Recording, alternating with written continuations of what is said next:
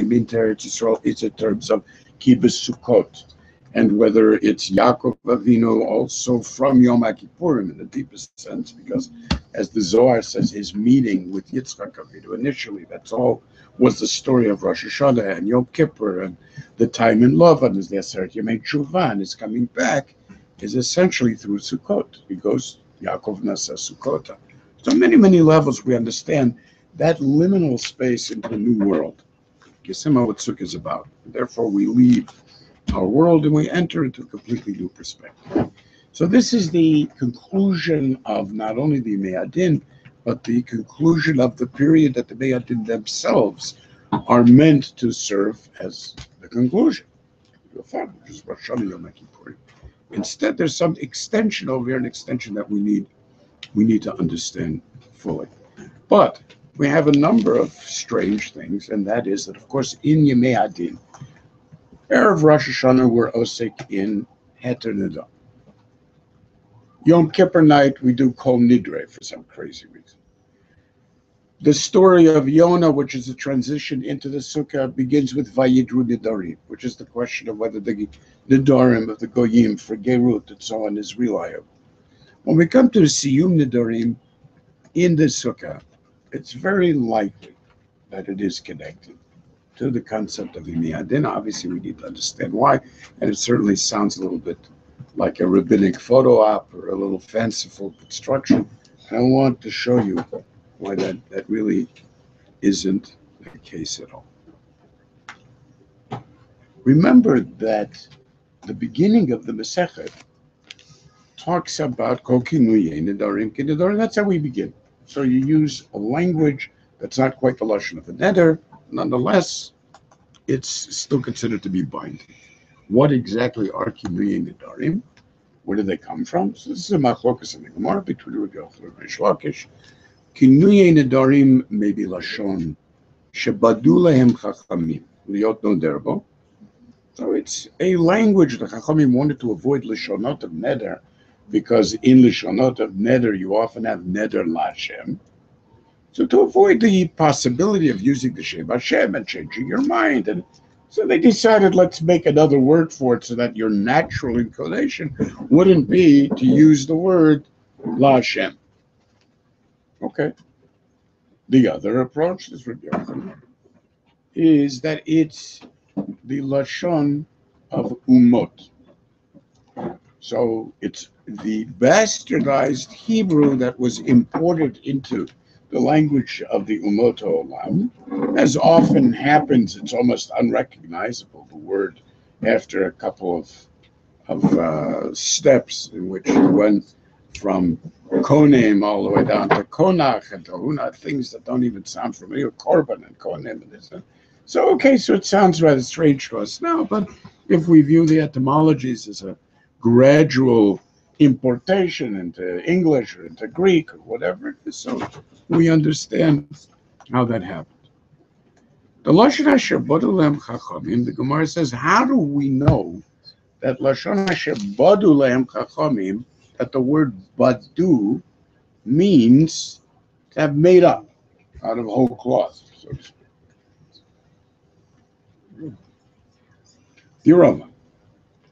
Yeravam, it says, was Bodeh. What was he, Bodeh?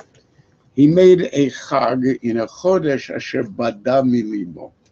Asher bada milibo means we just made it up out of whole cloth.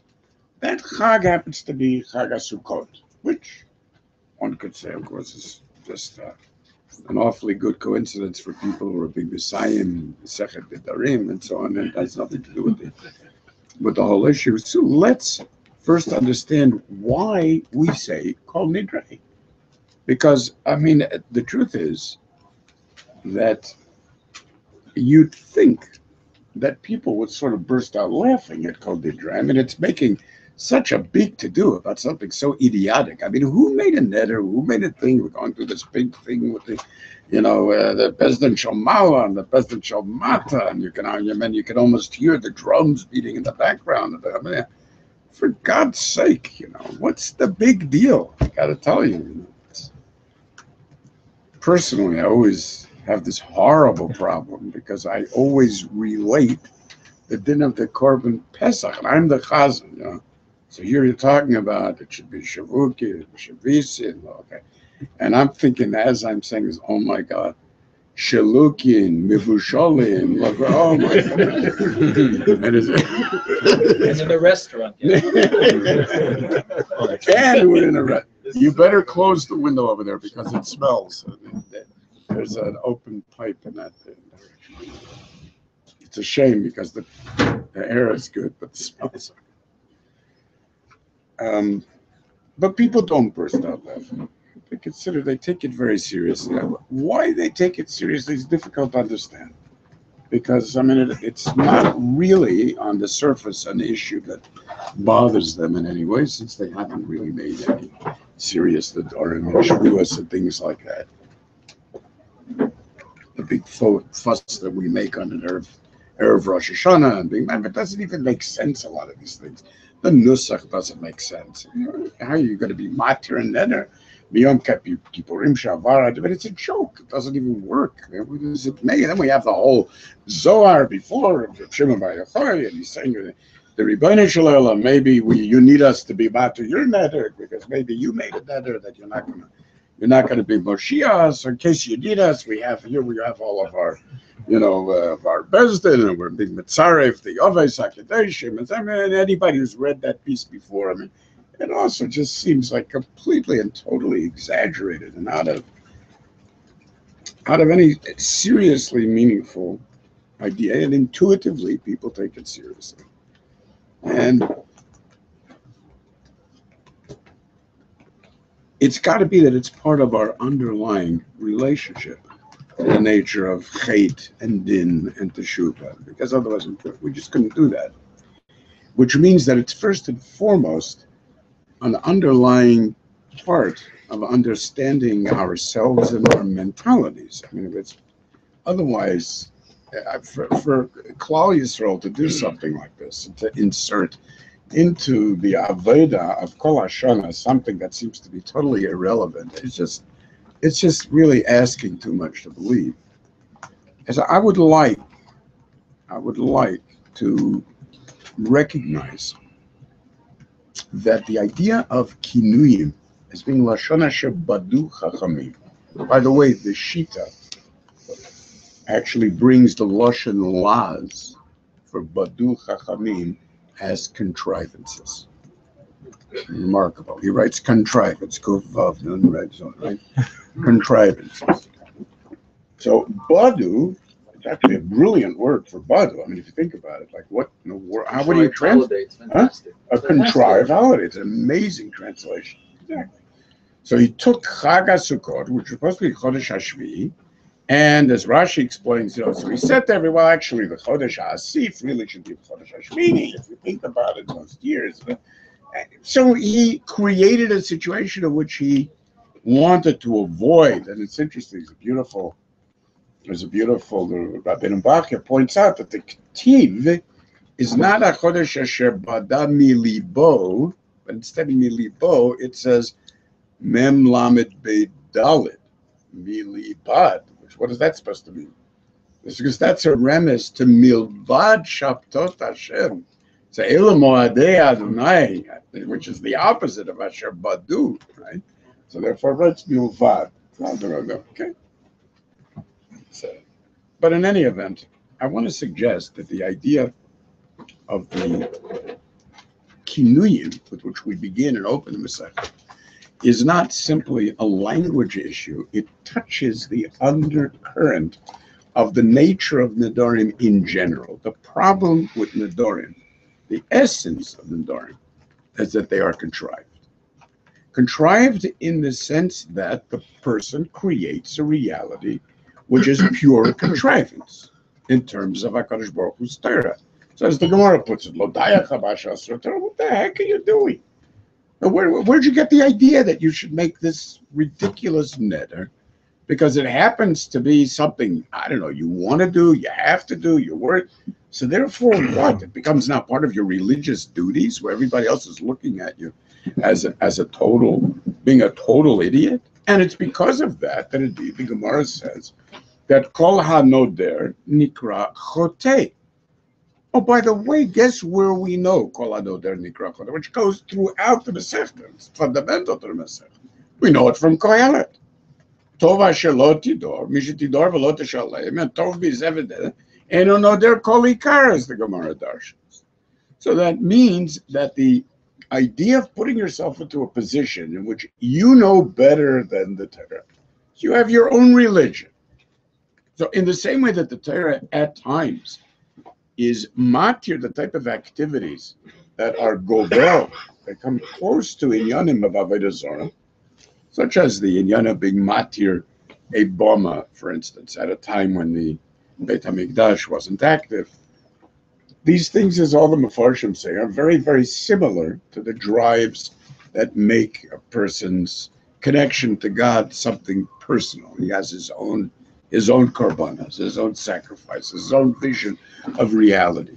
The Dorim, in that sense, are the most underlying element of hate, because that's basically all hate is a function of a contrived reality, which in your mind allows behavior that to anybody else appears to be ridiculous and outrageous and not acceptable. Which is why when we're matir the neder, we have these funny stories of the Gemara where we try to find an opening for the neder. So we say, if you had realized, So one story of the Gemara is out. So here we have Bezdin sitting out. So if you had realized, I would have made it anyway. And if you had realized, I would have made it anyway. And this goes on for a few hours until finally they get up and the heck with this idiot. Says, wait, if I would have realized that I was an idiot, then I would have done it. So that's the best petah, because ultimately that's what it's all about. So that the Gemara, the Mishnah actually entertains the possibility that maybe you can be poteach b'chvod shamayim. So maybe you could tell a guy, if you would have realized that God thinks you're an idiot, would you have made a neder? Because you're like a chotei. We bring the pasuk, right? So Gemara doesn't allow that because we're afraid that someone would lie. He's not going to say, I would have anyway, because he's too embarrassed. But the fact is that, in essence, the idea of making a neder like that really is a pegia in the Kveit Shamayim completely. That's the Lashon of the Gemara. Amalei Rabba Rav Nachman Chazir I think the Lashon correctly is Tzura Mirabanim, but I quoted it wrong maybe. The Atum Mimarava. Somebody just came from Eretz Yisrael, and he said there was a mice over there, whereas the Kikale Rabbana Levrei the Ravuna Baravin. So they made a bezdin to be matir and neder from Ravuna Baravin v'shor le'nidrei. They were matir the neder, and then they said to him, now you go out, uboy rachme al nafshecha dechatata. Go and ask for mercy from HaKadosh Baruch Hu at the chait for making the neder. The Tony Rav Dimi Achuda Rav Safra Kol HaNoder Afa Pishu Mekaimon Nikra Chotei. Mikra V'chitech Dalador Lo Yevach HaChet Alo Chadalta Ikachet. For many cases like this in the Gemara throughout. The reason the Gemara doesn't accept it is because in Kane Ein Nedarim. I mean, nobody's going to ever be able to really make a neder, and then the whole thing just falls apart. In a deep sense, the entire issue of what we're used to calling free will is introduced by the Rambam, never with the words free will, but rather with the idea of reshut. Reshut l'chol adam l'tumah. That question of reshut, remember, is always used in the sense of things that are not mitzvahs, are not averos, they're just rishos. We utilize it in terms of license.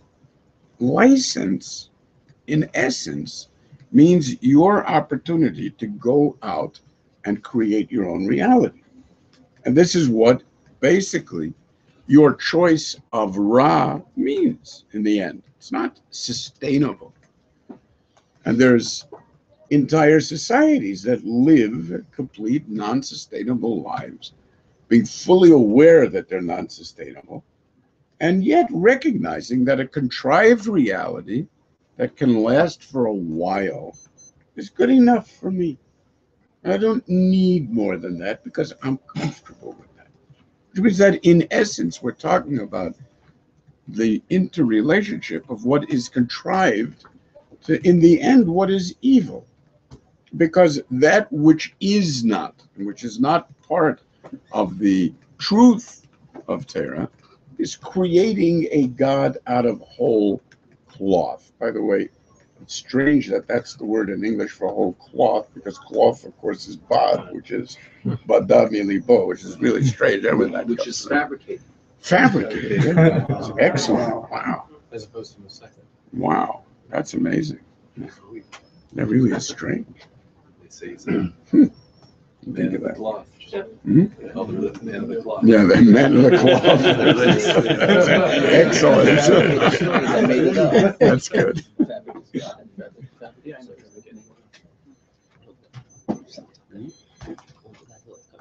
So I mean that is essentially the loss of Gan Eden. That's the destruction of the Luchot. That's the nature of Chinam. Think about it. The Chinam that loses us, the Beit HaMikdash, what makes it Chinam is exactly that. It has no particular reality. There's no roots that you can trace it to. Chinam is because, for whatever. You know, the most important modern word. Whatever. In total contrivance, without any concern even for connection to some type of external reality. And it's because of that that the interrelationship of evil to nether is preserved in the strangest Mishnah, which is right at the beginning of the Masechta, after this whole idea, which is Kinidrei Rishaim. Kinidrei Rishaim, what is that supposed to be? It says Kinidrei Rishaim, and this is the continuation of the first Mishnah. In the Gemara, the printer split it up. In the Mishnayot, it's all one Mishnah. So what is Kinidrei Rishaim supposed to mean? If you say the word, I want to be Kinidrei Rishaim, it means it's a lashon of nether for Nazir, for Korban, for Shvua. If you would say, I want to make a nether the way good people make a nether, there's no nether.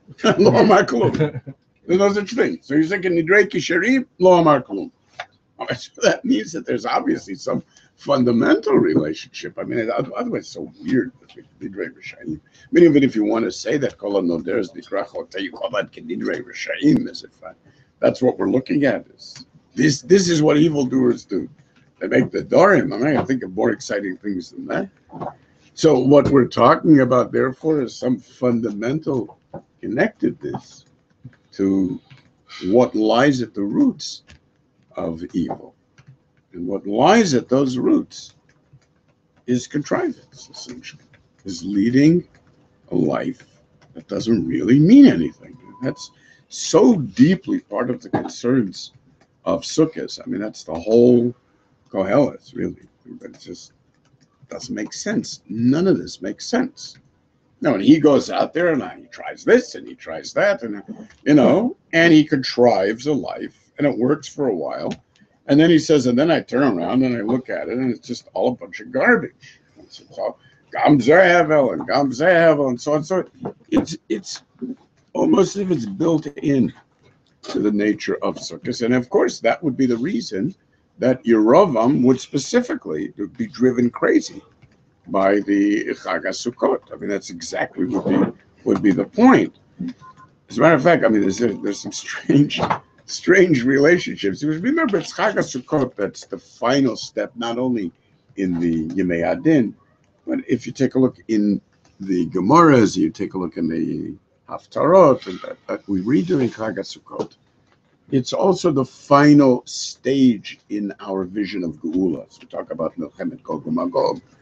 The Gemara talks about Sukkot as being Sakot El Roshi Yom Nashek. Yom Nashek, the Gemara in Yerushalmi says, Yom Sheminashkim Shnei Olamot. Olam Hazeh Yotzei, Olam Haba Nichnas. That's the ultimate liminal relationship. The end of Olam Hazeh and the transition into Olam Haba, which is what we always talk about in terms of Sukkot or Shelivyatan. And there's this fundamental connection that we feel about the Geula. So the Gemara talks about the tikkun of the Yetzer Hara That was the story of the coming back to build the second Beit HaMikdash, where they went out to at least undo some of the most powerful Yitzhak Hara that we have. Things since that have changed. We're now the Yitzhak Hara for Avodah Zorah and so on. But that process of the Shechita, coming back to which we even talk about in Hosha'ana, we talk about the Geula, we talk about even words nobody even knows what they mean. You know, the Shalosh Sha'ot, what the heck is the Shalosh Sha'ot? Everybody's been asking. Right? Shalosh Sha'ot Hosha'ana. What Shalosh Sha'ot? And nobody seems to know what exactly a Shalosh. You ever take a look at the Pirushim on the Hosha'ana? Nobody quite sure what the Shalosh Sha'ot Hosha'ana are. L'maisa, it's interesting that there are a number of different issues, but Shalosh Sha'ot, even if there's a Kabbalah among the Hasidim, that the nature of the Shalosh Sha'ot are the final 3 hours before Geula. The final 3 hours before Geula is supposed to be the time of the greatest testing of Klal Yisrael, when everybody comes to the conclusion, boy, have we been fooled. There ain't no God, there ain't no Torah, there ain't no hope. And those are those 3 hours that you're supposed to be able to live through in order to be able to make through that final thing. So it's no wonder that the Chodesh HaShabbat Badami Libo, what it specifically, Yerovam, more than anything else, who became, as the Gemara Chagiga says, a Migdal Poreach Ba'avir, that's what he was osek, the ultimate ivory tower, which they actually have floating in the air, completely disconnected.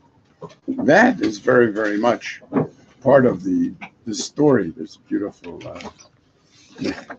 Rabbeinu Bachya brings this story about Yerovam in terms of a goy who asked. So a goy, he came to Rabbi Akiva and he said, "Why do you keep doing your holidays when God Himself said, 'Chodshechem u'moadechem san'a nafshi'?" So once you hear that, if God says He hates your holidays, so why do you keep doing it? You're such a stubborn people. So Rabbi Akiva answers him, had it said Chodesh u'moed san'a nafshi, I would have agreed with you. But it doesn't say that. It says Chodshechem u'moadechem. That's a reference to the type of holidays that Yerovam makes, your own insanity. So then when it is a Chodesh HaShabbat Melibo, that I hate. It's the Moadim, the real Moadim. That's the Milvav, where he's medayik. The real Moadim would never, ever be bottom at all. Wasn't Shlomo's first run with the Chachamim also around Sukkot, that he played around with Sukkot? Yeah, he didn't play around. I mean, he also built the where Beis he came into Hamikdash on That was Sukkot. his first mistake, I thought. No, it wasn't a mistake. Abazko came out and said now that he was mochel. Mochel implies that there was some case. Yeah, there was a question. When they looked at him, everybody was happy. Like Yom Kippur. It was Yom Kippur and Sukkot. Yeah. We always spoke about his connection to Rabba. So, I mean, I think that this sense of disconnect is probably the most profound challenge to our generation, because people are sophisticated enough to recognize contrivance. Used to be people weren't sophisticated enough to even understand that their lives are contrived. They took very, very seriously the local nature of their reality. There wasn't enough experience with the way that our scientific vision was contrived. And now looking back, of course, we laugh. How silly can you be? At the time, people took these things very, very seriously. You have to understand. You could make a shvua in Pythagoras' time with the mathematics that you knew. You'd be able to absolutely swear that something is true because it's as true as Euclid is true. The concept that the world may be non-Euclidean would have been, it's just so insane that it's not even conceivable, and so on and so forth.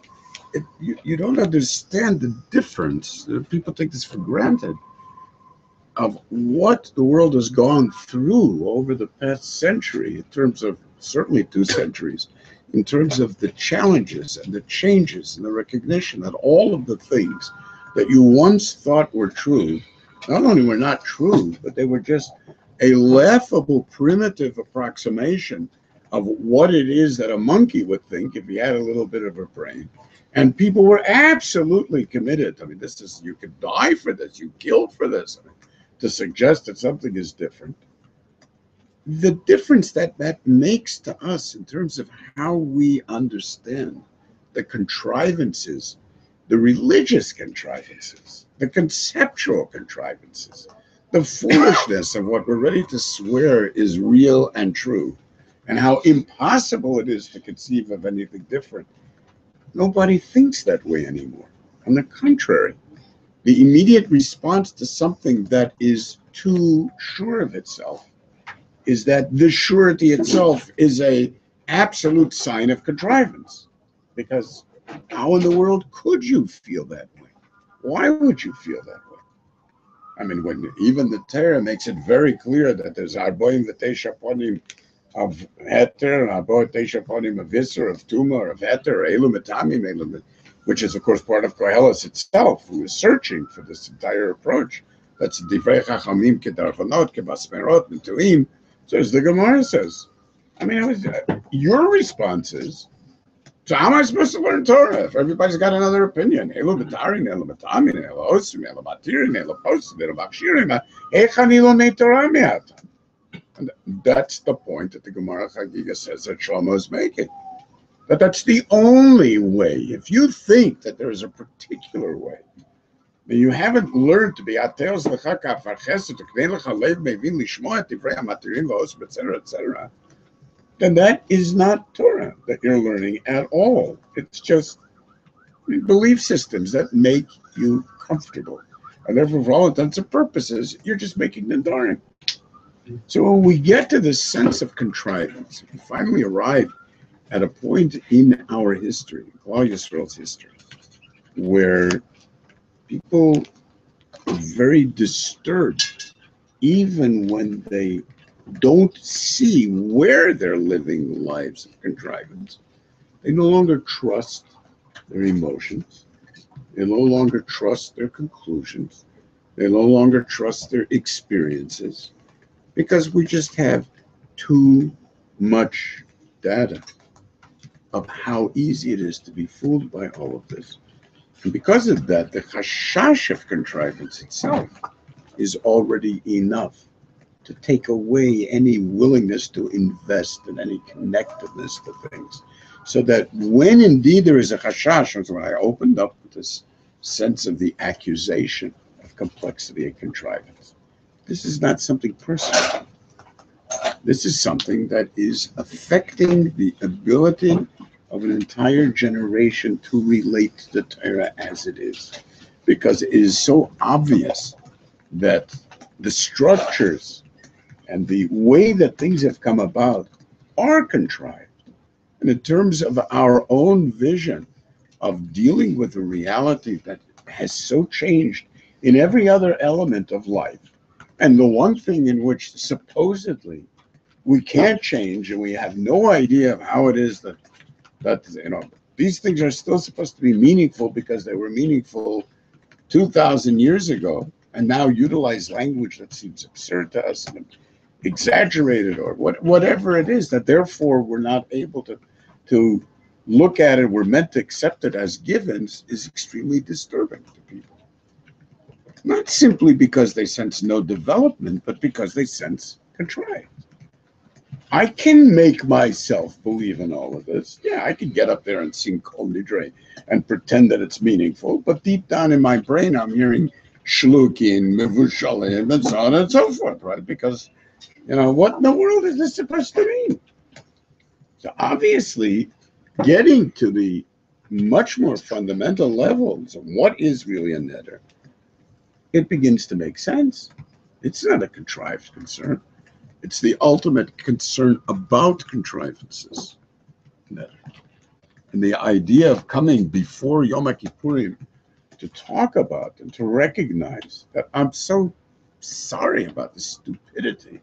And I could go back and think, why did I do that? Why did I say that? Essentially is the nature of hate itself.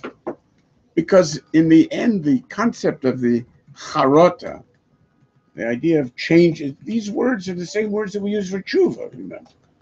So if I have charota, because now I understand, or maybe somebody had to point out to me, look, if you would have been fully aware at that time, suppose I had, this is where the Gemara puts it, suppose I had stood next to you and said, are you really sure that like 2 months from now you're going to be comfortable with saying you never want to eat in this guy's house? And you think about it and say, no, it's stupid. It was an emotional reaction. It's absolutely idiotic. Of course I wouldn't have said that. Fine. So then, tehei b'da'atcha. Go back to your normal brain, is what we say to the person in terms of how we're going to be matir the net.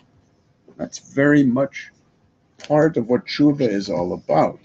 And we'll see that it's a much more profound understanding, really, of what tshuva is about. So this distance from an external reality, this living within oneself, this imprisonment without any way out, from being stuck in your own ideas and then using your own ideas to try to get out of your own ideas, which is obviously an exercise in futility, is what leads to the type of desperation that you sense in Sukkot.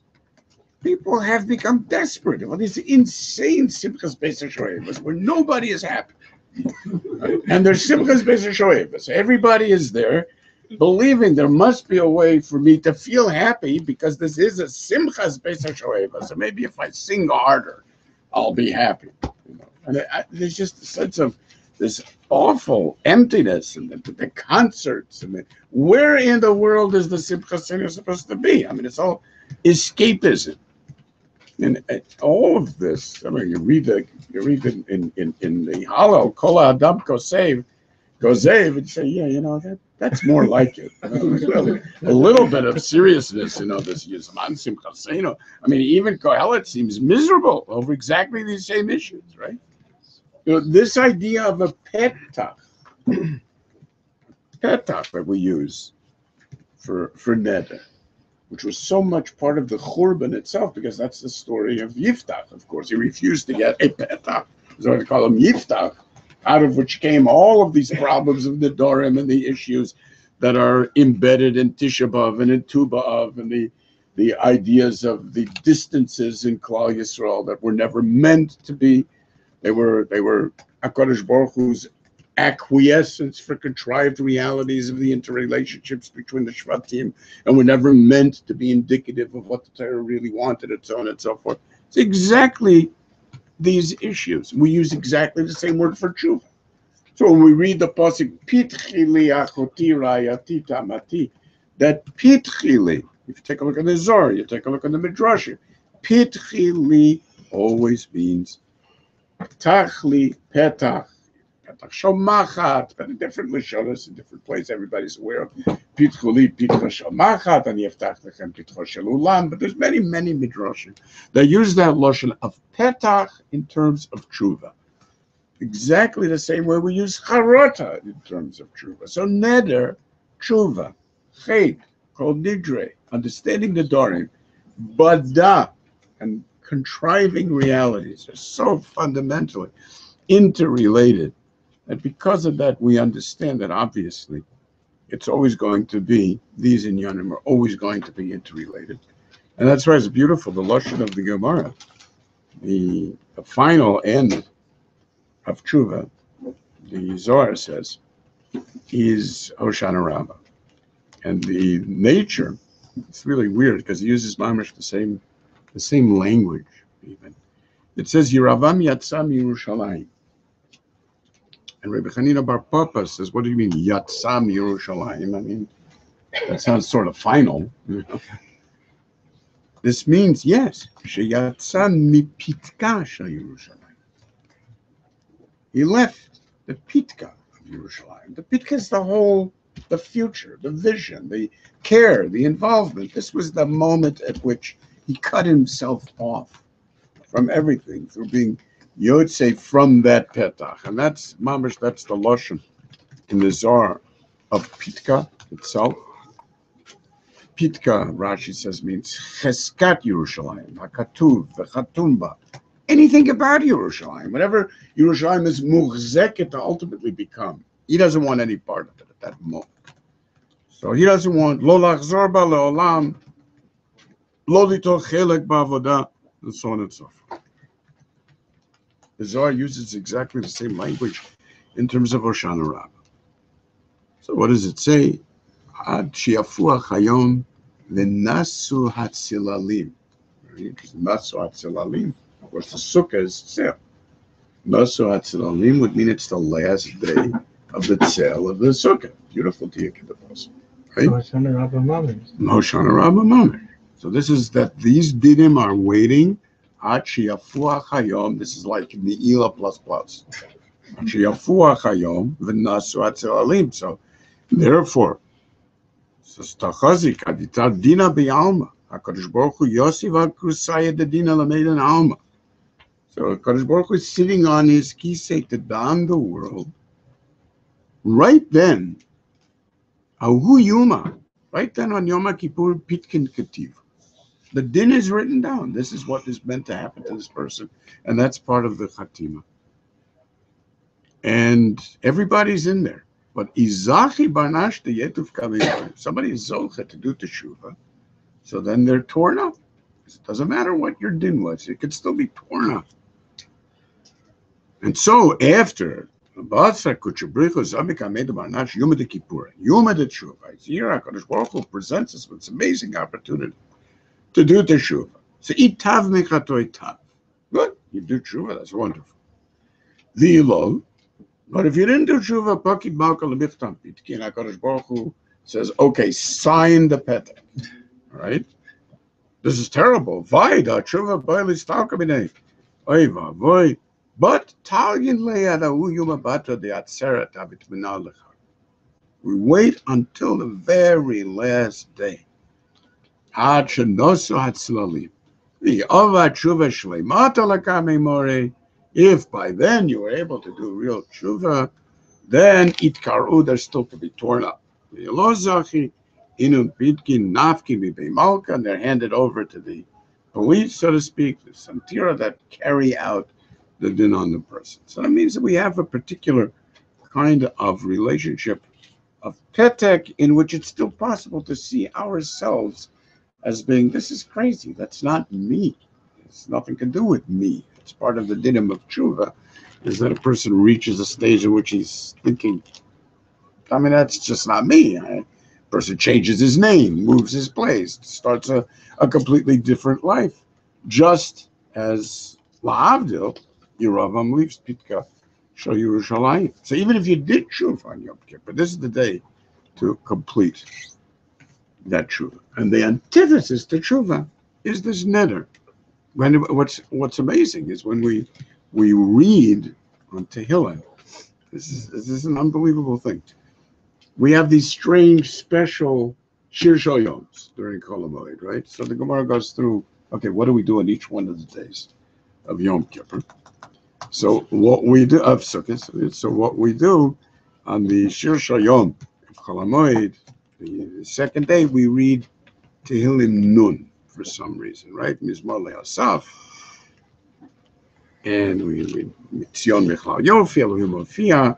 But the way that the Gemara puts is what we're supposed to be reading is the Rasha, the words to the Rasha. So the Rasha Amar Elohim Malach alasaper choki v'tisabriti alei picha. Why are you saying over Divrei Torah? So Rashi says, what in the world is that supposed to be doing on Chol HaMoed? I mean, why are we reading that? It's in Chol HaMoed. So Rashi is like this. The reason is because, look, everybody is here.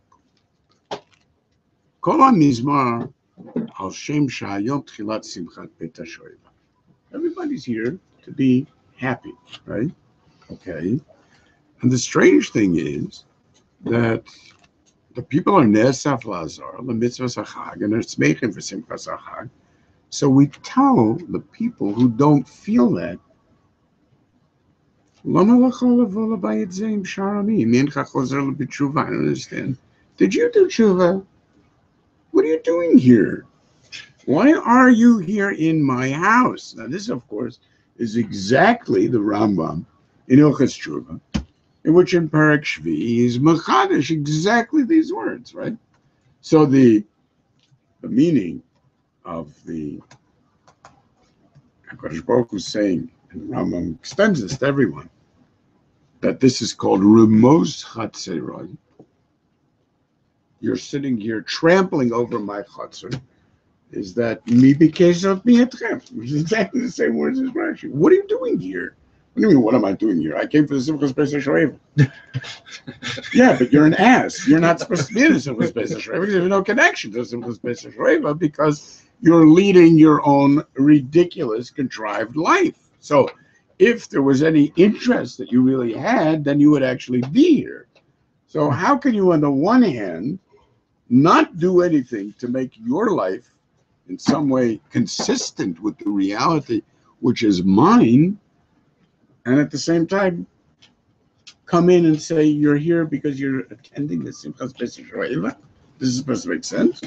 So there's the connection to the idea of Sukkot and the concept of being mitaken yourself with, specifically with tshuva now, is a din in Sukkot. The non-response to Sukkot in the Beis Hamikdash means that this has got to be the essential reality of Sukkot. In other words, if this is the moment at which we can say, it's number portion, the Rasha Amar Lo Yimalach Al Saper Chachai.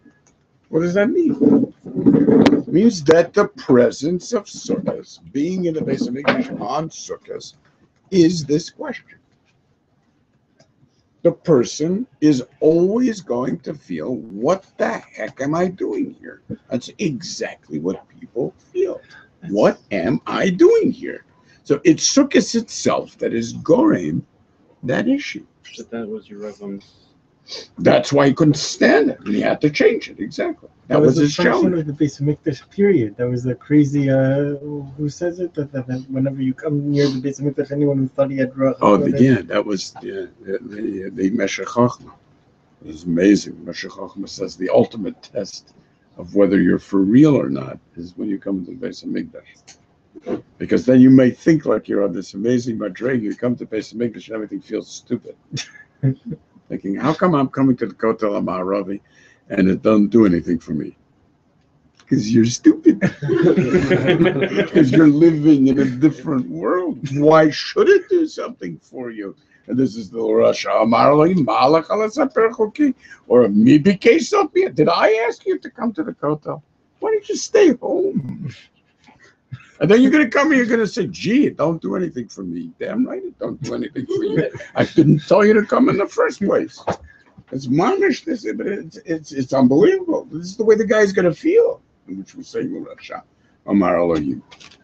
Okay, so then that means that it opens up specifically the door to the addressing the issue of contrived reality. And this is the reason that we read something as crazy as Kohelet at the time of Zman Simchatenu. Obviously, the Ramazim of Kohelet are profound in terms of the Zman HaAsifa. Asifa has to do with death. It has to do with the end. It's the autumn. We've pointed out that it's all over the world. This is the time in which there is a sense that there's some, again, liminal connection between worlds. Became Halloween. This became the harvest festivals all over that have to do with the interrelationship to Solid Gorn, to Yekev, pumpkins and dried things and so on, right? That's all exactly this kind of idea. But the deepest sense of Kohelet is that he's suffering from exactly what we're talking about, right? And this is exactly what the book is about. What the heck is supposed to be the meaning of all of this stuff? It seems so completely empty, so completely meaningless. So that it's the story of this quest that he has. And he defines it as a quest. He says, and I set out to tour, latour b'chokhmah. I set out to discover whether there's any meaning to this. You have those first 9 psukim introduction. And then he starts again and says, look, I had every possible resource. And I figured if I can do it, then who's going to be Yavo Achrei HaMelech Asher Kvar Asu? I mean, if I have these kind of resources, then that's what these kind of resources should be used for. Let's take a look. Are there lives that make sense? Are there lives that are satisfying? I can try anything, and I did. Anything that I wanted, any particular style that I wanted to live, I tried it. So that means that his quest, that nature of the quest, and realizing that the leaving of the world is exactly the time when you have a completely new way of looking at things. We need to understand something very important, and that is that the nature of Zman Simchatenu relates to questing, not because of the contradiction between Zman Simchatenu and the sense that we have that something is missing, but because the nature of Zman Simchatenu, and I'll prove it to you, the nature of Zman Simchatenu lies in the nature of the quest and not in the solution. And the pursuit, quest, literal quest, latur. And the proof is that all of Simcha, the makor of Simcha in the Torah, goes back to one simple moment, says the Gemara in Chulin. And the Rabbeinu Bachya says all of the nature of our Simcha has got to be drawn from that moment. It makes so much sense. And that is, as the Gemara says, Yismach Hashem b'ma'asav. People read that Gemara, and it just doesn't mean anything, when in fact it describes all of the most important issues in the Torah. The Yismach Hashem b'ma'asav is said, according to the Gemara, at the craziest moment in the history of Ma'aseh Bereshis.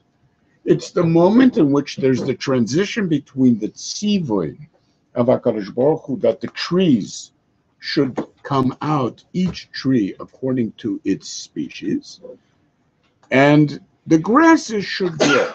And it doesn't say anything about laminam, laminam. It just says, and the grasses should grow. The next pasuk says that all of the grasses grew laminam. So the Gemara says, how did that happen? If it wasn't the tzivoy, how did it happen? So the Gemara answers that, look, the Deshayim obviously made a kal v'chomer.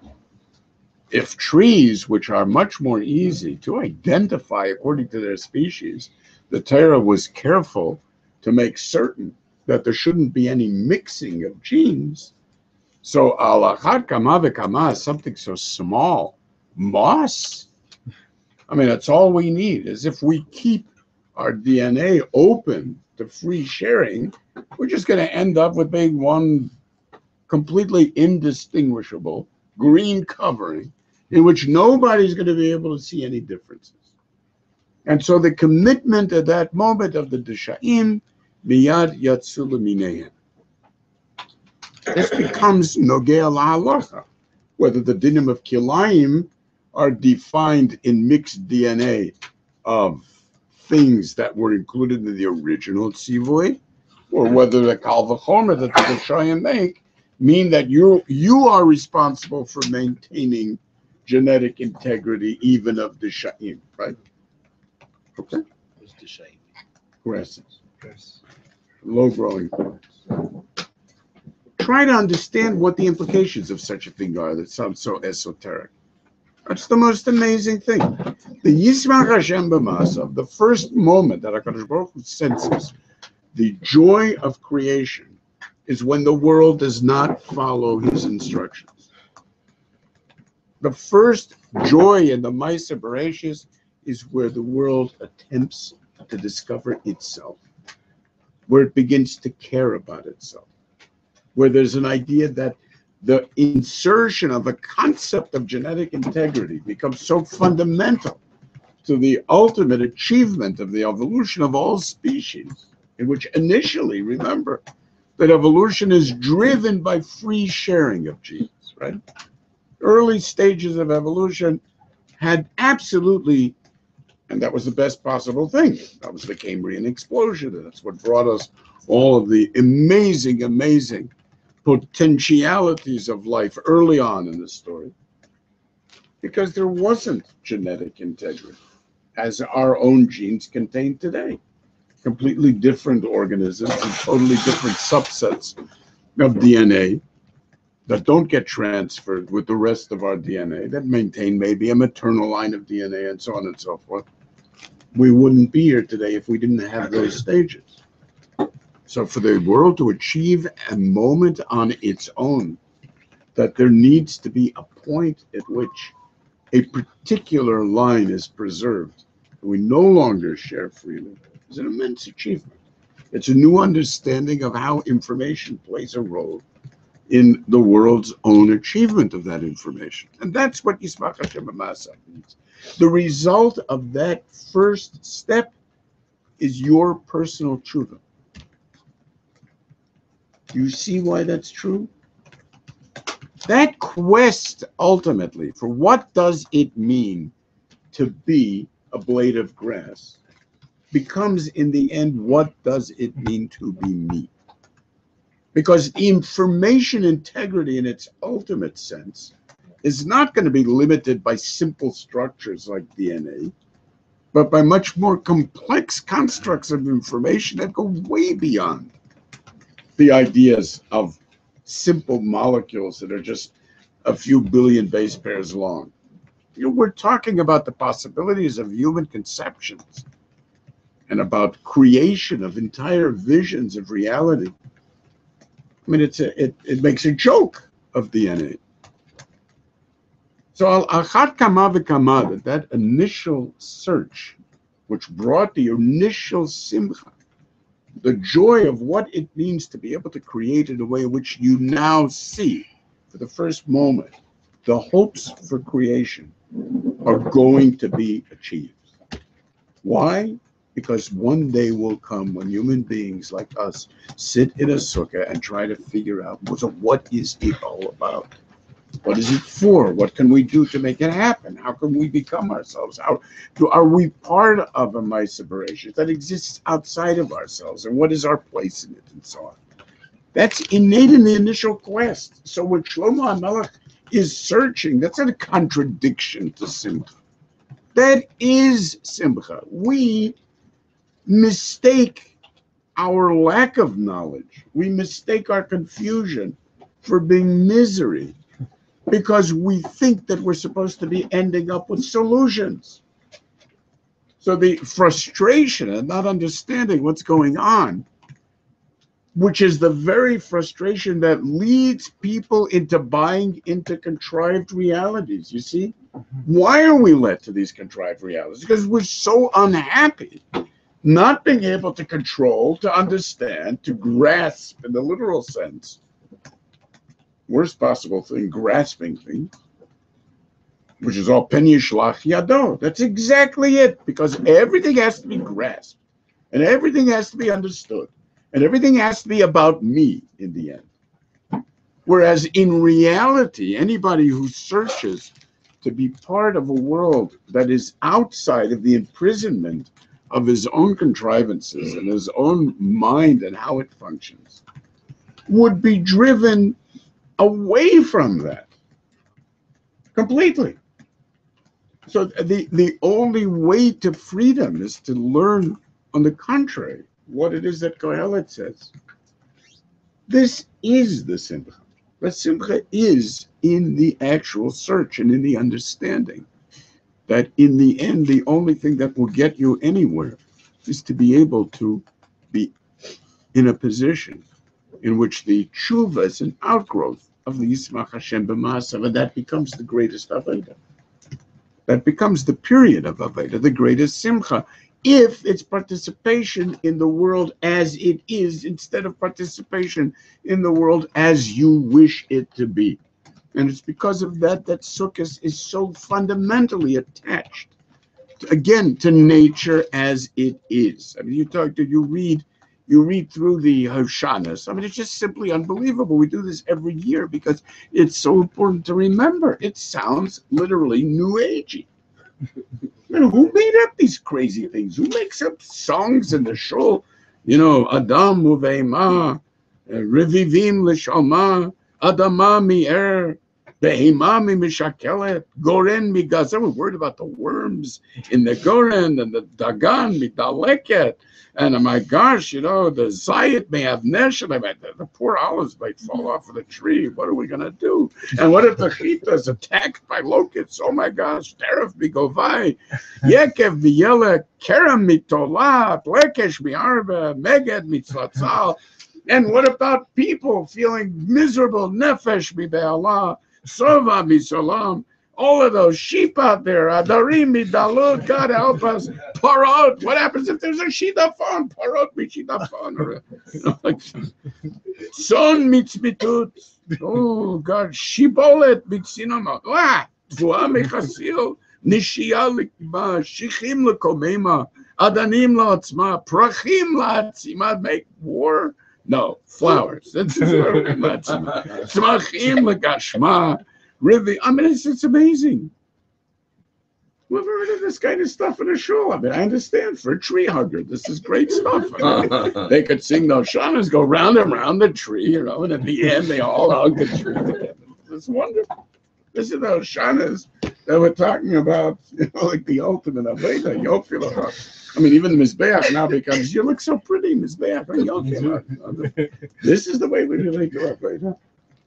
It's a completely different sense of taking the world seriously as it is in its development. These are the Shivim Parim. This is the time at which we're sharing with the Umot Olam. So we're talking not only about humanity, we're talking about humanity in terms of its connection first to the animal, and going down to the plant life, and our connections to the beginnings of Ma'aser Bereshit. So we go from Yom Kippur's Tshuva to Hosha'ana Rabba's Tshuva. Yom Kippur's Tshuva to its implementation in Sukkot. There's an amazing Rabba, which I think is the Nekuda of what this is all about. So you will recall the Seder in the Rambam. I might need you to go run and... No, I think I actually did quote you. Yeah. So the Rambam, remember, introduces the world as a quest in Perek Shvi. And he talks about the way that reality is such that, as it says in the Tzavim, Klal Yisrael is on a world line of developing Teshuvah. And Sofam Shal Yisrael, Sof Hagalot, they will be Oisim Teshuvah, and so on and so forth. But that's later on in the Perek. The Perek opens with the individual and defines the individual's life as follows. The most amazing statement of the Rambam. Again, it's just such a tragedy that people don't understand the implications of this halacha, because it's probably one of the most mind-boggling and life-changing halachas that are conceivable.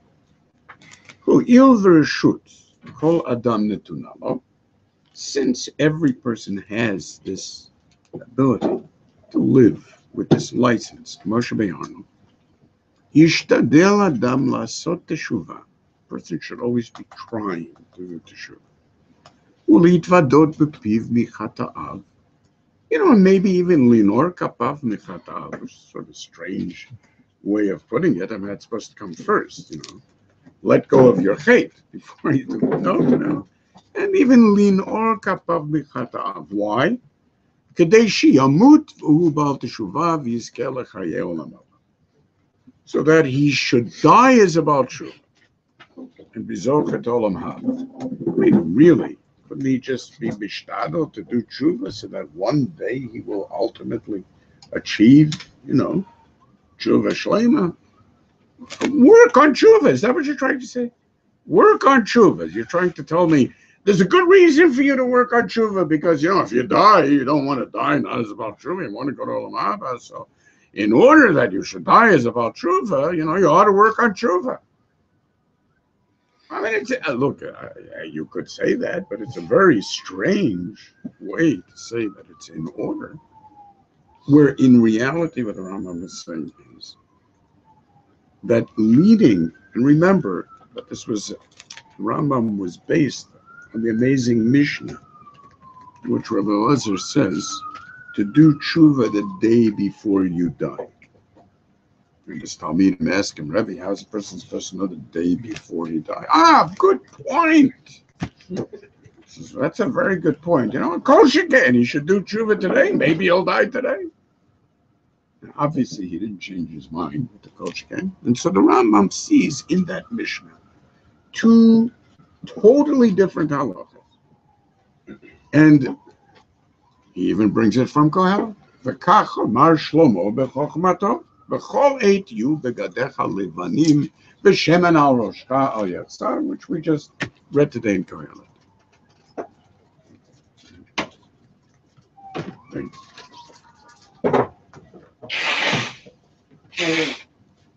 Expanding smells. Like from the pipe? I guess. So what is the Rambam saying?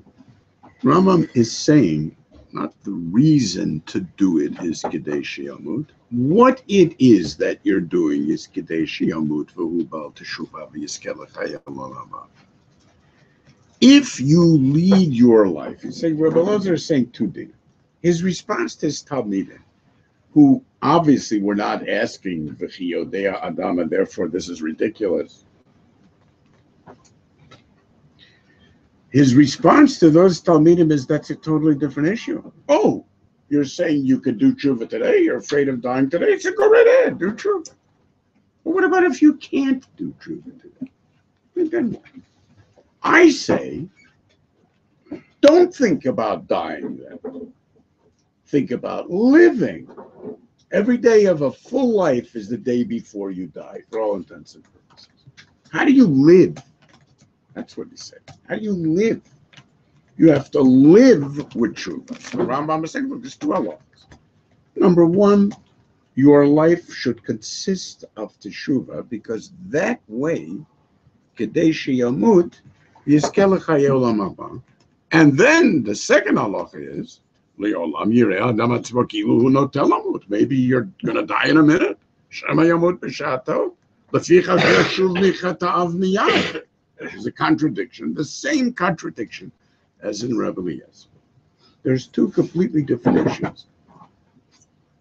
There is the creation of teshuva as what your life consists of. That somehow or other is meant to terminate in teshuva. Specifically, terminate in teshuva. My dear friends, Kohelet is about termination. It's about asifa. It's about death.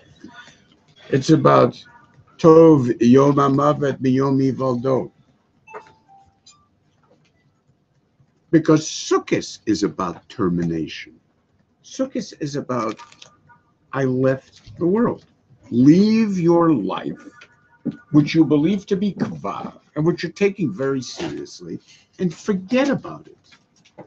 How do things look from that perspective to you?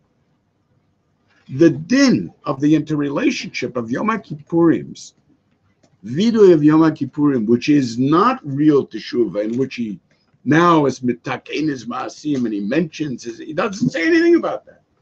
He just says, God help, because I realize this is not working. That's all he says. You know, Ritzoneinu la'asot ritzoncha, and so on and so forth. Sor shebe'isa ma'akev. Who cares? but because that is setting up a life of teshuvah. When is the termination of that life? The termination of that life is this. Leave your life. Stop the world. The word sukkah means socha, to be able to see. As it's yiska, it's to be socha b'ruach hakodesh. It's to gain a completely different perspective. The interrelationship of a life that is meant to terminate in teshuvah and a Yom Kippur that's meant to terminate in Sukkot is exactly the same idea.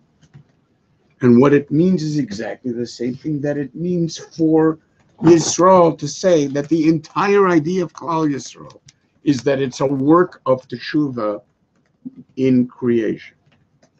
How is that possible? If what? Because some last generation, 100 generations later, is Zocha to Geula? This is supposed to be now a vindication and a utilization and a connection to all of the generations that were before, that were constantly saying, "V'techazenu einenu b'shuvah chalutzion b'rachamim." How does that happen? I want to tell you over, we've spoken about it, it's such an amazing story in the Zohar, which is really crazy. The Zohar has a story in which the Gedolei Hador, the Gedolei Hador, were walking along, and they needed to get somewhere in time for Shabbos, and they meet this guy who has no feet. This guy says, "So, where are you guys going, and who are you?" and so on. They introduce themselves. So, well, you're tremendously big Talmidei Chachamim. Why don't you come? I'll put you up for Shabbos. They said, "Yeah, but there isn't much time for Shabbos, and you don't look like you're going to be able to move very quickly without any feet." He said, "But you guys never heard Cat Stevens, we need 5, So we can manage without the feet. Don't worry about it." Okay, they said, "So where do we go?" "I'll get there before you. Don't worry." All of a sudden, the guy streaks like a comet. That's the words of the Zohar. Streaks like a comet, right? And they said, "Boom, boom, there he goes." I have no idea how he moves. And they get to this cave. So they enter into this cave, and there's this massive group of people who are sitting around, and they're all reading Kohelet. But the problem is they never get past the first pasuk. So they're all saying Avel Avalim Amar Kohelet, Avel Avalim Akol Havel. Then they start again. Avel Avalim. Now, after an hour of this, these Chachamim turn to this guy and say, "Excuse us, but doesn't Shlomo say anything besides Avel Avalim Amar Kohelet?" I looks at them. "Are you weirdos or something? Let me show you something." And he takes them into the next level. Okay, so what happens is that it turns out that there are 7 different levels to this palace, and each one is more elaborate than the next one. And then there's these silver gates, and then there's these golden gates, and then there's these amazing birds flying around, and nightingales that are singing, and the entire world is singing Avel Avalim Amar Kohelet. And then they hear, anybody who doesn't understand Avel Avalim Amar Kohelet, Alav Ne'emar Hazar Hakarev Yumat. They say, "We better get the H out of here," and they turn around and they start running because they don't understand what in the world is supposed to be. So meanwhile, Mr. Comet without feet says, "Oh man, those are Gedolei Hador? Those are Tipshoi Hador. Those are the Tipshoi Hador. Those are the total idiots. They don't understand what's the value of repeating endlessly."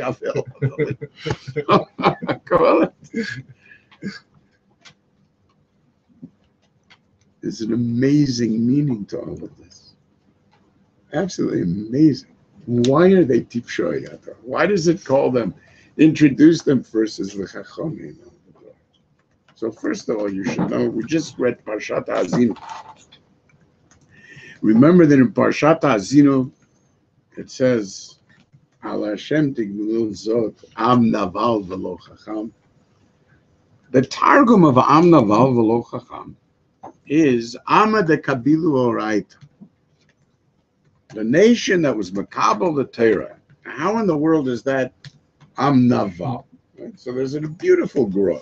So the Gra says that the Medrash says that Novlot Chochmah, that which falls from Lamala into our world, is Novlot, like a tree which drops its leaves. Those are called Novlot. Am Naval means that the Torah, Novlot Chachma Elyona is Torah. That's what the Medrash says. So Am Naval, therefore, is understood by the Targum as meaning you had access to things that came from Chachma Elyona. I must tell you that Chachma Elyona is the Sukkah, because there, as Rabbeinu Bachya points out, the Chochma Me'ayin Timatzeh is the first base of Bereshit, which stands for Beit Bayit. But it's not a normal Bayit, it's a Sukkah, because the Beit is open on one side and only has 3 mechitzot. Plus, it has a little piece sticking out at the bottom to remember that the halacha is that the shlishit is afilu tefach. That piece points to what came before the Beit, which is ayin. So obviously, it's referring to chokhmah me'ayin, and therefore it's there for you to understand that bria itself takes place in, as the Yerushalmi says, a sukkah. And there's a very important reason for that, which I'll explain in a moment. It's nogea all sukkahs. But that means, as becomes clear from all of the midrashim, as the Mefarshim point out in Kohelet itself, where Amarti Latur Ba Chochma, says Kohelet. Ba Chochma means within the space of Chochma. And therefore, Chochma is referred to in Iyov as Aruka Me'eret Midah. Now, what in the world is the meaning of providing a space for Chochma? What does it mean to provide a bayit for Chochma? Ask yourselves this. Don't listen to me. Ask yourselves this. When we talk about everything about Sukkah being an expression of Chochma, of Bria being an expression of Chochma, and it needing to exist within a particular space, we're obviously not talking about a planning commission. I'm not talking about Chochma on the level of, let me give you the math for what the universe consists of. Here are the starting values for the universe. That's not the Chochma we're talking about. We're talking about the provision of a space for the universe. That space consists of far more than the algorithms that are necessary for the functioning of physics as we know it. Right? So what does it mean? It means that there is some nature of an external reality within which we exist. This is the Rabbeinu Bachya, is the reason, that base of Bereshis is the reason that we say, Hu mikomo shel olam, ve'en ha'olam mikomo. HaKadosh Baruch Hu is the place for the world's existence, not that he exists within the universe. People take that to mean just that, okay, the universe doesn't contain God. But it means much more than that. It means that wherever there is a quest for an external reality and something to be able to sink your teeth into, instead of contriving something in your mind that provides a space for yourself, the only solution to that is to leave the space of yourself. There is no other solution. Why you need Havel Havalim, endlessly repeated, is very obvious if that's the case. Because the only thing that integrates the totality of that quest is if it doesn't stop at some assumed end in the middle. In other words, as the Ramchal puts it, The first word Bereshis means hope. Because innate in creation is the hope of its ultimate success and vindication. But the word for hope, as the Ramchal points out, is tikva, which comes from the word kav.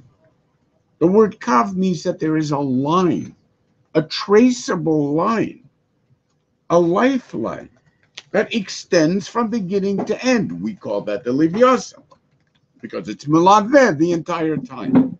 But the point is, if it's a punctuated hope, it is not a line. You understand? If it's a hope, it has to go from point A to point Z. It means that I take the moment of creation, I share in the hope of its vindication and its self-achievement, which is the Yismach Hashem b'ma'asav. It's not because you have some silly grass that HaKadosh Baruch Hu is so happy. It's because right then and there it's clear that creation cannot stand not to discover itself. And that is going to lead to everything, to every development that we take so much pride in, and ultimately to Geula itself. In terms of the individual human life, the same thing is true, but only if it's not punctuated. Our problem with tshuva is that what we do is we substitute a new solution, which is usually worse than the old one, for what it is that was wrong. So now we have a new idea. It's like the insanity when you read these signs of the way in which we're going to fix the world is by not having cell phones that are able to get the internet. Or the solution to all of our problems is no more sheitla. Or the solution is the old issue. Let's not talk Lashon Hara. I mean, we've been doing that for God knows. But now we have the solution. And we'll give out signs to put on the telephone. That should cure everything. I mean, it's just beyond belief.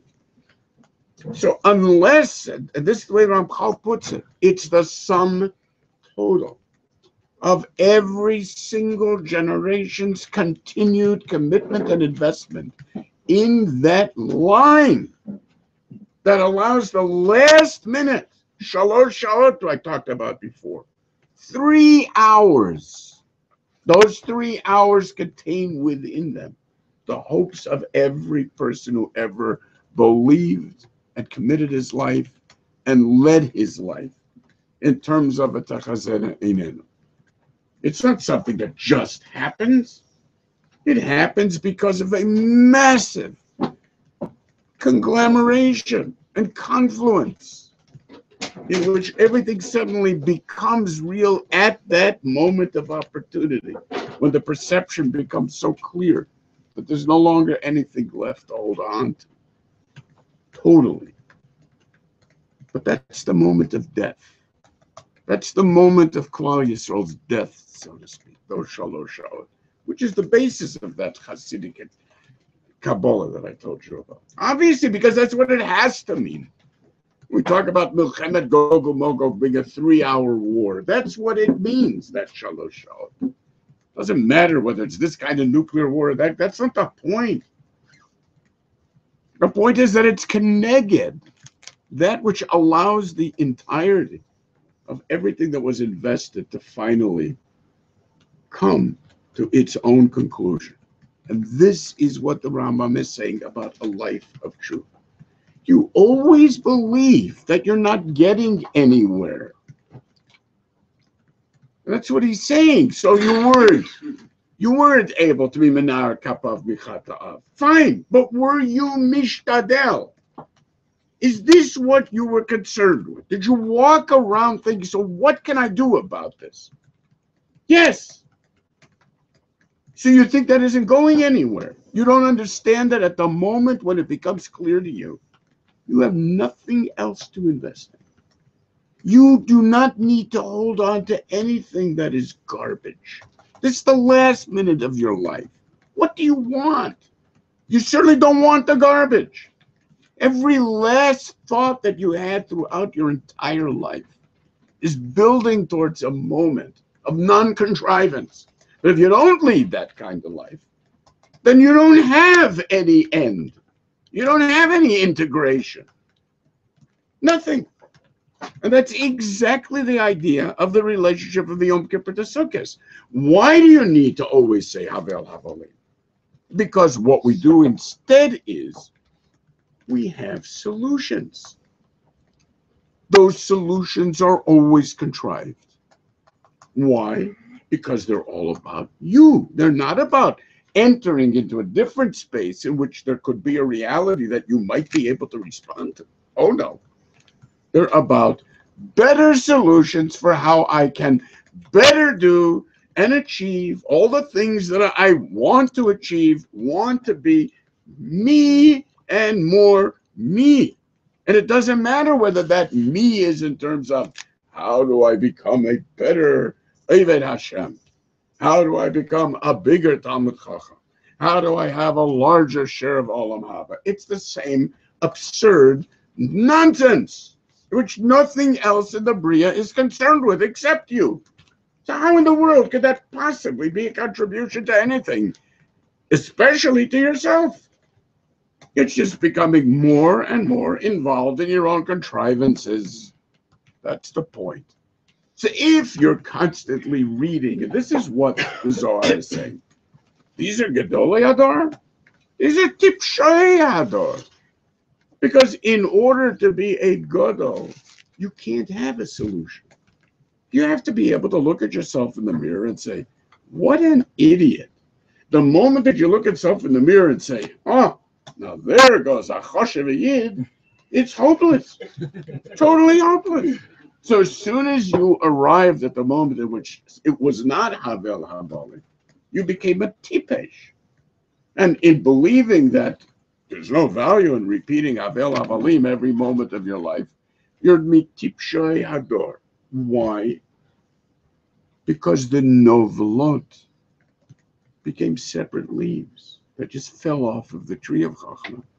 And you're sitting there picking it up, and you're looking, oh, here is Baba Kama. That's wonderful. Look at this. Here is Chulin, and Yeridea.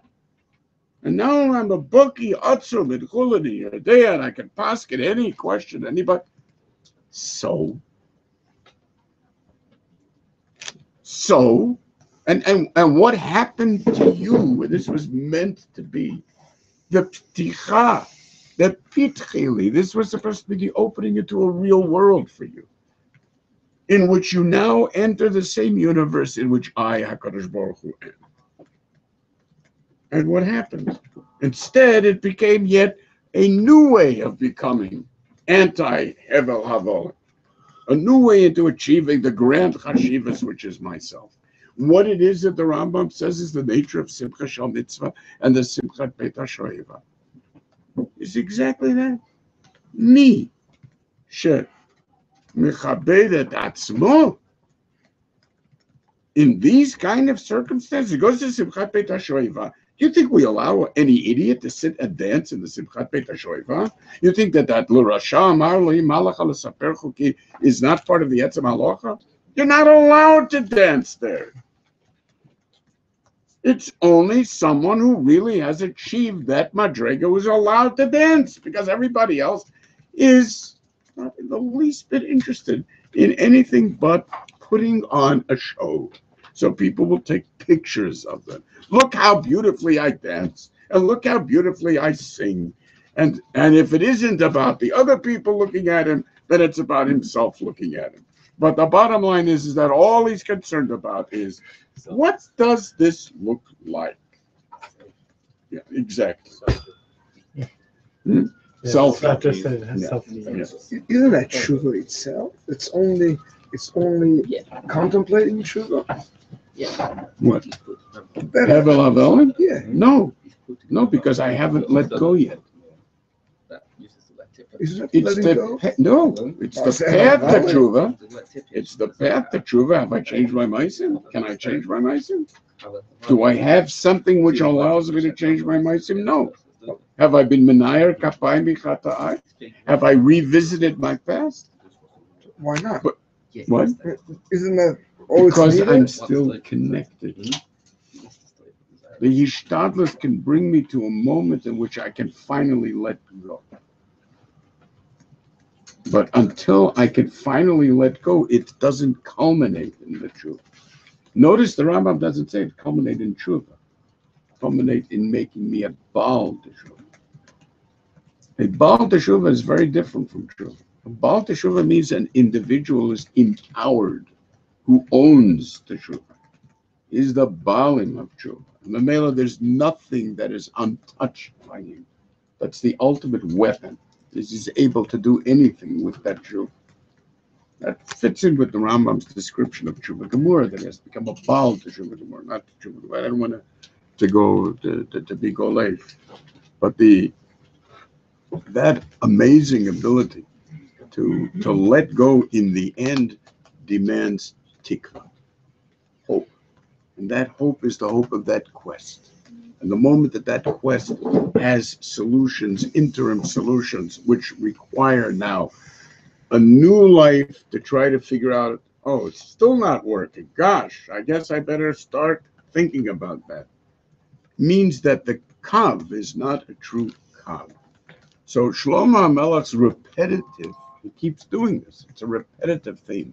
The idea of the repetition of the theme is so important that the Zohar encapsulates it in this story of a world that constantly sings essentially the idea of Avel Avalim.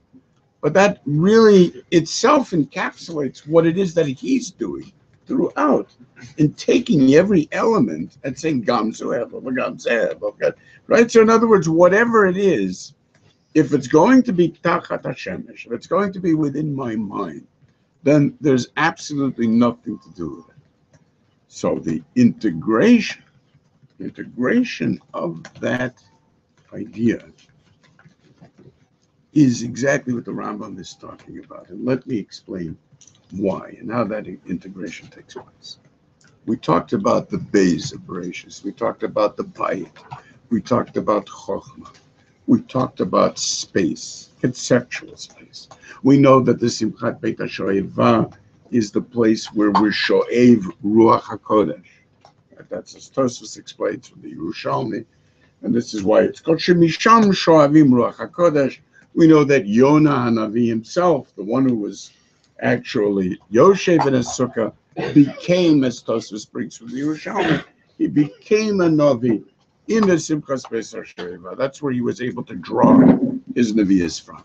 That sense of Nevi'us itself is part of the mitzvah chashuva that the Gemara says is the shitim. Bereshit can be read as bara shit, so that the opening for the Nisach HaMayim comes all the way from Sheshes Yemei Bereshis, and this is the Hu Mekomo Shel Olam, and this is the Yismach Hashem B'Maaseh. Fine. Now, what we do on this thing, I want to talk about halacha l'maaseh in terms of practicalities. So the Rambam describes the practicalities. How does one turn a sukkah into a new way of living? What changes with the perspective of Ruach HaKodesh, which is the Simchas Beis HaShoeva, which is the Yiska, Shesachta, B'Ruach HaKodesh? What changes? So we're talking about over here the elements we said that have to do with the original Rishut that's given to the individual Adam. And because of that, of course, the things that we deal with are the things that are fundamental in my separation. So we deal with the minim that were in Gan Eden. We deal with the Eitz HaChaim. We deal with the Eitz HaDat. We deal with a sukkah. How do we know that a sukkah has to be made with schach that's not mitameh? We learned that from the opening pasuk of the creation of Adam. Ve'ed ya'aleh min ha'aretz. That aid means a cloud, but a cloud that's an anei. So that means that it has to be similar to the aid, and therefore it can't be makabel tuma. Just like a mist is not makabel tuma. Sounds a little bit far-fetched, but it means that the Torah is going directly to the very source of what that Adam is. And it is there that appears for the first time the problem not only of grass, which has not grown yet, but water and geshem. So the reason Lohim Tir Hashem Elokim is because Ki Adam Ayin La'avodat Adama. There's no human to be aware, as Rashi explains, La'akir B'tovatan Shel Gishamim U'lehitpalel Alehem, and therefore it didn't rain. So that means that the sale of the sukkah, which we understand in Aramaic is remarkable, the word for prayer in Aramaic is saluta, which is the saluta of the sukkah itself, right? Now that means that the avodas hamayim that we do is precisely what it was that Adam Arishon was created to do. The hakora in tovatan shegishamim, the knowledge that they are tzorech habriot, taking that knowledge and utilizing it in order to make the world work. How do you do that? We do it 3 times a day in tefillah. We have kavanah for tefillah. And how do we have kavanah for tefillah? Well, first thing we do is we think very hard and straight about when we say Baruch Atah Hashem, what is meant by Baruch Atah Hashem. And then we have diyukim in every word, and we make sure that we have the strong kavanah for that word.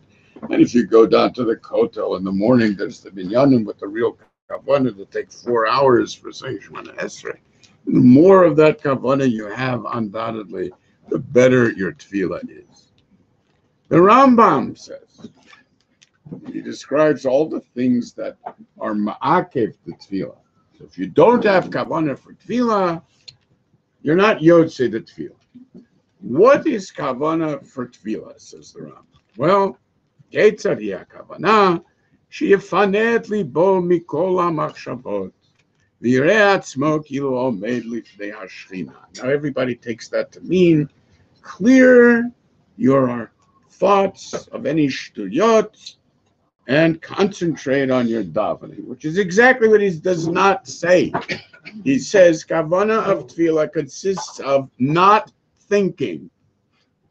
Clear your mind of all thinking. Not of all thinking about other things. Mikol hamachshavot. Therefore, you're guaranteed if you're thinking about tefillah, you are not being mechavit in your tefillah. And you're not yotze your tefillah, 100%. That's the halacha. No, you're not allowed to think of anything. No machshavot whatsoever. This is straight out of Zen Buddhism. What do you want? Right. Clear your mind of all thinking. No intellectual activity whatsoever, because tefillah is not about intellectual activity. And then, yireh atzmo. Now, to see yourself is not an easy thing. You have to be conscious to see yourself, right? I mean, this is Yaakov Avinu. Yaakov Avinu got to see himself in the Chalov, and that became the whole Sulam of Yaakov. And it was a completely new level of Aveda. So he has to be Ro'eh Atzmo Ki Lo Omed Lifnei Hashchina, which becomes translated in the Shulchan Aruch in Halacha L'Maisa, which is he has to see himself as standing Lifnei HaKaporet, or between the bottom of the Aron, which happens to be exactly where we learn the din of Sukkah and the height of the Sukkah from. Which might just be a coincidence, of course. But it's part of the nature of Tefillah itself. You have to enter into a different perspective in which you can see yourself. The solution that the Rambam is saying is not to expand your consciousness, to become more aware of HaKadosh Baruch Hu. Not even that is enough. Because you know where all of that space is? In your brain. The space that you normally associate with consciousness is not an escape from your brain. It's just testing the contours of your own mind. It doesn't go away. The fact that you don't think about anything and you may be zocha to a Zen Buddhist nirvana has nothing to do with entering any other space except yourself. You notice that Buddha has the whole world in his mouth when you open it up? Yeah, so you have shrunken the whole world into your brain, exactly. But that's not the solution. The solution is the recognition that hu mekomo shel olam, in the deepest sense, that the chokhmah and the base that you're talking about means that you must become aware of the fact that there actually is a reality within which you exist. This is so difficult for us that it is the essence of the meaning of Yirat Shamayim, says the Rabba. Yirat Shamayim means to become aware of the reality of things as they are, as opposed to how you think about them. So that the difference between the Ahava v'Kadosh Baruch Hu and the Yirah v'Kadosh Baruch Hu is defined by the Rambam in the strangest way. He says like this, I think I have it. Eichu haderech le'ahavato v'yirato. So b'sha'ah shitbonein adam b'ma'asav u'vru'av ha'nifla'im ha'gedolim. You want to know about the New Age Hosha'ana. It's fine. So you get to know the New Age Hosha'anas very well. Ma'asav, v'ru'av ha'nifla'im ha'gedolim. I know everything there is to know about the universe. You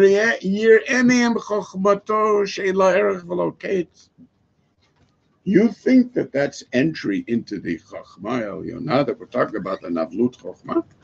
You think that that's the entry into the space in which Hu Mekomo Shel Olam of the base of Bereshis? No, absolutely not. That is the entry into wanting to know about that space.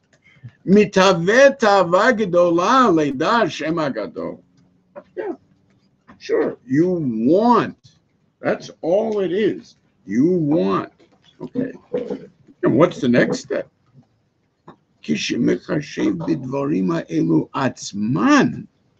But when you think about those things, atzman, what is it supposed to be? When you think about those things as they are, themselves, not the way that you think about them. That's a completely different idea. Totally different idea. That's a year et atzmi. Then miyadu nirtala chorav yefached v'yodea shu bria ktana shvela ufela omedet b'da'at kala mo'ota lifnei tamim de'ot. There's an understanding, a relationship of oneself in the context of reality. The reason that we need the Shiv'im Parim on Sukkot, the reason that we need all of nature on Sukkot, that we have to be mitpalil for all of nature, the reason that Sukkot is meant for the Goyim to come, the reason that it's the time of universality, the reason that the Geshamim is Gadol Yom HaGeshamim Miyom Kabbalat Torah, because of its universality, is because otherwise there is nothing that you will do that is kosher to the most amazing Aveda that you can imagine that is not simply part of your own space in your mind. You must learn a theory of mind for the Bria, or you will not have a mind. What Adam Arishon needed to understand was not just to be Makir B'Tovatan Shel Geshamim. He needed to recognize in which way it's a Tzorech HaBriah. If you don't understand that a Frenchman's thirst is not an Arab's thirst, and it's not an Italian's thirst, if you don't understand what it means to be a flamingo who's drinking, as opposed to an alligator who's drinking. You cannot be mispalel for Geshamim as a universal. And more deeply, unless you actually can begin to recognize the way in which the Bria has developed a multiplicity of intelligences and experiences of what it is to exist, which are not your own, and which are very, very different, then you have no concept of a true universal sense of what a space of Chokhmah could be. Because you never are able in any way to get even a peek out of a petach, which would be a pitchili rayati. There is no pitchili. Every person that walks by you in the street doesn't have a mind of his own. It's just about how you see the person walking by you in the street. For you to see the world through that person's eyes, or we say have a gibor kari, we say have a kal kanesh, ratskitzvi. What do you think that means? Tell me, you ever saw a lion being strong? Come off it. It's the lioness who's strong. I mean, what does the lion do? He sits around lazing around. If you're going to be like a lion to get out of bed in the morning, forget it. You're going to lie around in bed. What do you mean, have a gibor kari? Well, it's no joke. I mean, you can't get them to budge.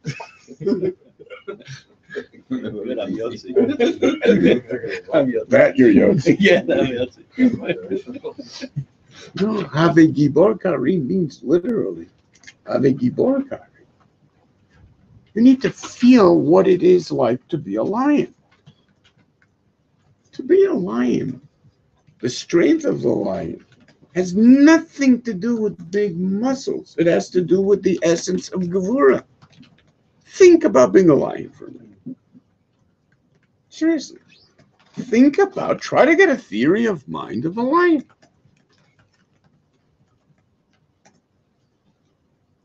The idea of the lion is, I am unfazed. That's the idea of a lion. Look out from a lion's eyes. Look around at the world and you will see you are fazed by nothing. That's Gvura. I don't need to react to your presence. Because when I want to do something about your presence, I'll get around to doing it. Meanwhile, you worry about your presence. You're the one who needs to think about whether you're on the menu, not me. So I'm just going to sit here and look at you. Mm-hmm. Mm-hmm. And so if it's time to get out of bed, I'm not fazed by getting out of bed. If it's time to go to war, I'm not fazed by going to war. That's what Gvura is. It's kivush. But you'd only get it if you actually become it, right? Otherwise, you read that as something stupid. Have big muscles like a lion and exercise them, which of course he never does. In the deepest sense, the universality that Sukkot is all about is the understanding, the theory of mind of the Bria. And in that way, you become for the first time capable of exiting into a space of Bria. Because the Bria, as the Rambam puts it, is an experience of mind. It's held together by interconnections that the only sense we have of those interconnections are the interconnections that exist within our mind, but these are not within our mind. And so it's a profound sharing of the nature of what mind comes from. That's the entry into a different space.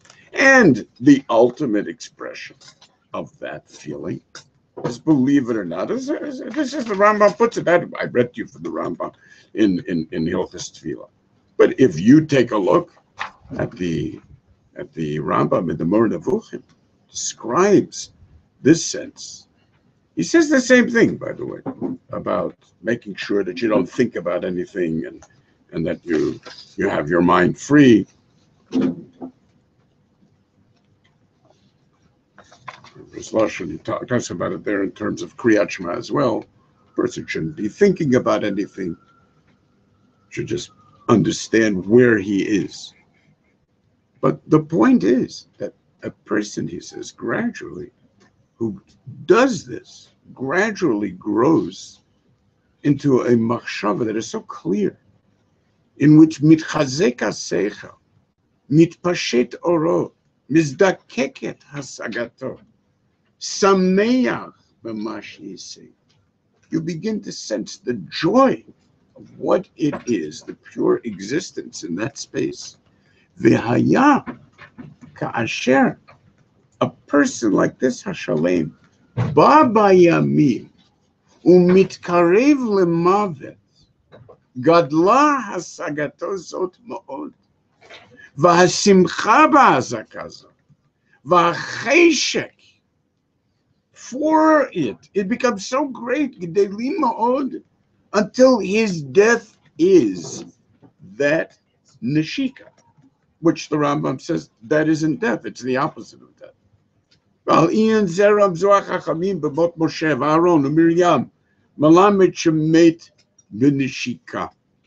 that metu b'matzav shel oneg hasaga v'chachamim nagu likboa zot b'derech hashirit, which calls it nishika, yeshakeni minishikot piu, but in essence, this is the opposite of the hashchata of death, which means that he's utilizing this in terms of kadeshi yamut v'hu ba'al teshuvah, means essentially in the end, the pitchili rayati is in the end yeshakeni minishikot piu, in which the connectedness to external reality is so profound that the loss of the need to hold on to something, some contrivance which makes you believe you have something to live for besides the entirety of existence and the very simcha of becoming yourself, is at last no longer Havel Havalim.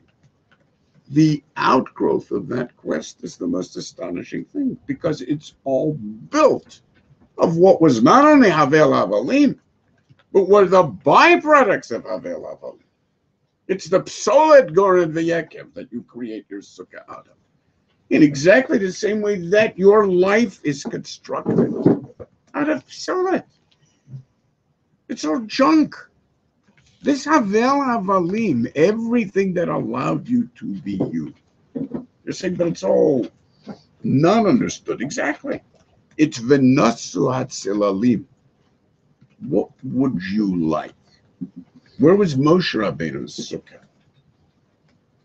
Where Sakoti Kapai. That was the sukkah of the ultimate asaga, in which he said, Odieni nadrachecha, which the Rambam describes as the moment of the Vayachul. Why the moment of Vayachul? Because he said, HaKadosh Baruch Hu says to him, Ani avir kol tuvi al panecha. And kol tuvi, as the Rambam points out, can only mean one thing. Vayar Elohim et kol asher asa v'hinei tov ma'od, kol tuvi. Which means that Moshe Rabbeinu was given an insight into all of the potential of the universe with all of its possible permutations and integrations. That's the only thing that it can mean, says the Rambam, and that's in terms of sukkah, sakut, I'll be sochech alech. And obviously it needs to be in the shade. That's the point. If it isn't in the shade, if you don't have this life, which you consider to be heaven, if you don't have this quest, then you have nothing. It's not just that it has to culminate somewhere. It's the lo yirani ha'adam v'chai is fundamental to being human. If you wish to create a you, it can only be in the shade. And that's your tefillah. And that's your cloud. And that's the siman of the presence of the Shekhinah for you. Everything else is inimical. to a particularized life. Everything else is inimical to what we identify as life in its universality, in its simplicity. If this planet were not protected by Anane HaKavod, we wouldn't be here. Life could never have evolved if there wouldn't have been the Ananim that protect us on so many different levels, whether it's from radiation. The moment we have a tiny ozone hole, we're already going crazy. Imagine if you didn't have the totality of the Anane HaKavod and the magnetic impact of the way the Earth is in protecting you from the type of radiation that nuclear reactors generally spit out at you, and so on and so forth. All of it would be inimical. And the specific, delicate human life that exists for a short while in a particular area, in a local reality, in challenges that no one will remember 1,000 years in the future. And that becomes so much a part of the tikva of the Bria, of the beauty of the Bria, of the story of the Bria, of the universality of the Bria, of the quest of the Yisbach Hashem b'masav of the Bria. It can't be there if it isn't in the tzel. And therefore they're sitting around bitching about it instead of celebrating it, instead of understanding the depths of its joy. Is the opposite of Zman Simchaseinu, totally. So it's these universalities right there in front of the Aron HaBris. That's where it all comes from. That's the Divrei Chachamim Kedarvanos. And that, in the end, is the ultimate nature of the mind of Bria, as the Rambam puts it. Except that I can't find my notes, but other than that. Where are those notes? 1 minute. It's worth a little look at you. We have some more notes.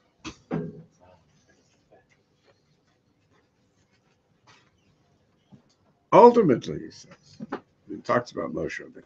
שיווצר לבן אדם מצב כזה של השגת האמיתות ושמחה במה שהשיג, to such an extent that he will be engaged in all of the little affairs of life. And שישוחח עם אנשים, and he'll be עוסק בצרכים ההכרחיים של גופו. ובו בזמן שכלו מופנה כשהוא בליבו תמיד לפניו יתעלה. Whatever it is that he's doing makes absolutely no difference to him.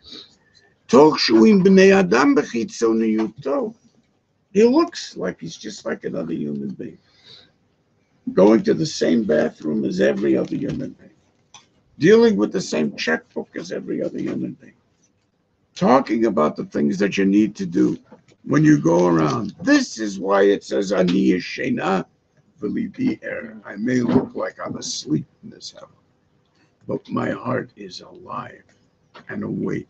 Cold odido fake. I constantly hear that knocking at the door of my heart. I say this is the darg of Moshe Rabbeinu, says the Rabba. And this is exactly that sukkah, its ultimate mind. It's Elohei Aluchot. So I think we need a little break to allow people to escape. We can stop section 1 of the shir. This is the introduction. It's like scaring people. Sometimes it's true. We'll see the practical implications of such a thing. But I think we should take a break. There's also a number of bathrooms on the floor directly beneath you. Where's the Rambam? Which one? The one where The Bar Nevuchim. Nice 12 minutes. No, no.